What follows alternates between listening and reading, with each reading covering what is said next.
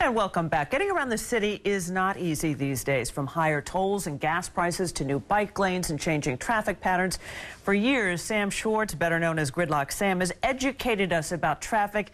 He joins us now to share a proposal that would not only ease traffic, but also improve your health. And also he's going to talk to us about the role that transportation could play in the 2013 campaign. Sam, good to have you back on the program again. Great to see you, Diane. So tell me about this idea, because you want to build these bike and pedestrian paths that span not just the East River, but also the Hudson as well? That's right. And then a third one going over to Governor's Island? Another one to Governor's Island. So tell us about that. What's the idea here? Well, the idea there is, where is the new population in New York City? We're growing rapidly. And the new population is along the rivers, along the Brooklyn River. You can see the map on the full screen there. That's right. Yeah. And you can see along the Brooklyn River from the Red Hook all the way up through Brooklyn Heights, through Williamsburg, through Greenpoint, and then into Long Island City. And then on the Jersey side, Hoboken has become Brooklyn West, because there are loads of young people moving to Hoboken and Jersey City, and these young people don't own cars the way my generation owned cars. So you see these as commuter bridges, essentially, for people to come into the city on bikes. And these would be, we're not talking about little bridges. These would have to be pretty big bridges that would allow for boat traffic underneath, correct? Yeah, they'd have to meet maritime requirements, which are 135 feet above mean high water. So these bridges, but they'd be ribbon bridges. They'd be only 20 feet wide. They would look like a ribbon when you saw them. You would almost not see the full dimension of it. It would look like a line across the skyline. And it would be the best place, the greatest vista that we can imagine. And here's another picture of what you envision. Yeah, now that's the bridge that will go from somewhere in downtown Brooklyn, Red Hook area, with a stopover in Governor's Island, and then continue from Governor's Island to Manhattan. And think about how linked Lower Manhattan would be with Governor's Island, and how linked Governor's Island would be with Brooklyn, and then imagine what you could do with Governor's Island. I mean, they're pretty to look at. What's the cost? Well, the cost is interesting. As you know, Diane, I was in charge of New York City's bridges, and I've fixed and I've closed many bridges in my days. The cost is about $250 million a bridge, and that's less than we paid for the High Line, which goes nowhere. So when you look at it in perspective like that, and I'm a fan of the High Line, but nonetheless, what this would do for New York tourism, what would it do for New York commutation, it would do wondrous things. This is something you've come up with on your own, and you're kind of pitching this right now. What's the reception been so far? The reception's been remarkable. I showed these bridges to a Nassau County Republican legislator. And I was fearful when I got to this part of my presentation that he'd say, you know, that's whimsical. What are you, Don Quixote? What are you thinking over here? He said, go back to those slides. I love those bridges. I bike. My kids bike. Everyone that I know is walking and jogging and running. This is such a great way of using active transportation. But have you taken this to New York City Council? Have you taken this to Mayor Bloomberg? Well, I have gone to the mayor's office. Got a good response from the mayor's office. I have gone to several council members and got pretty good responses, but it's part of a total plan. This is only one part of it.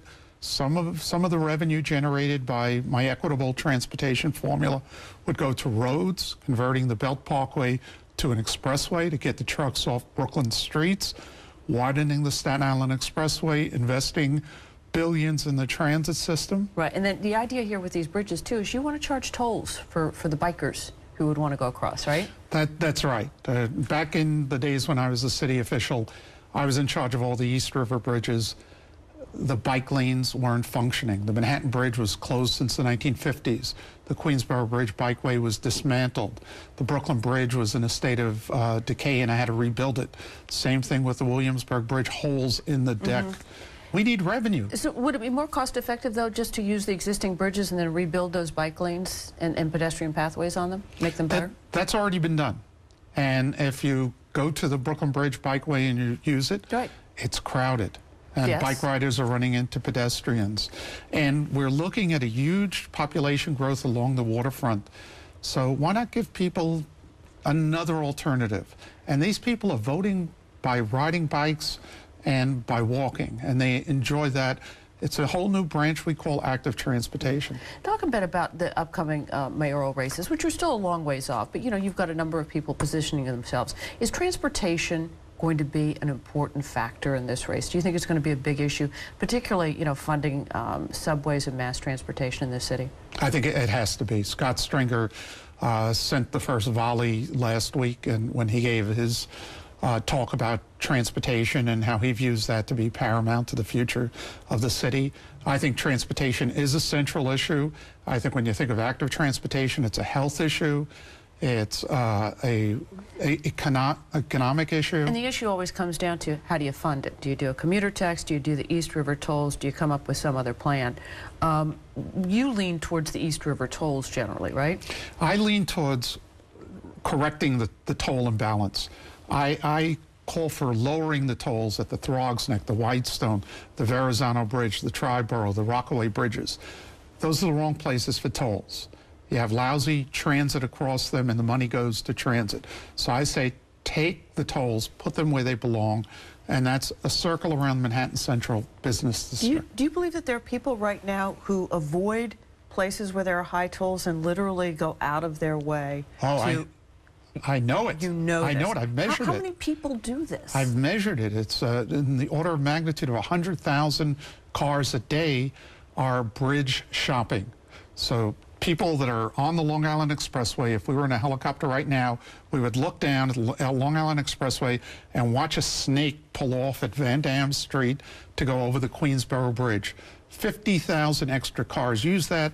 The LIE in front of them would be wide open, yet they wouldn't take the LIE because they face a $6.50 toll at the LIE. Same thing, the BQE. If we were in that helicopter right now, you'd watch it wide open to the Battery Tunnel, and the BQE through the trench to the Brooklyn Bridge is jammed.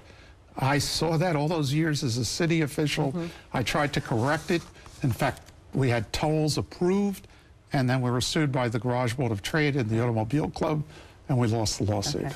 I want to talk further down the road as the election gets near for the mayoral race and those campaigns heat up about transportation, but we're out of time for right now. So Sam, always a pleasure to have you on this program. Thanks so much. And that's going to do it for this edition of Up Close. If you missed any of today's program, you can catch it again at 7 online on the web. Be sure to follow us on Facebook and on Twitter, and we do thank you for watching. I'm Diana Williams. Enjoy the rest of your weekend. Have a good one.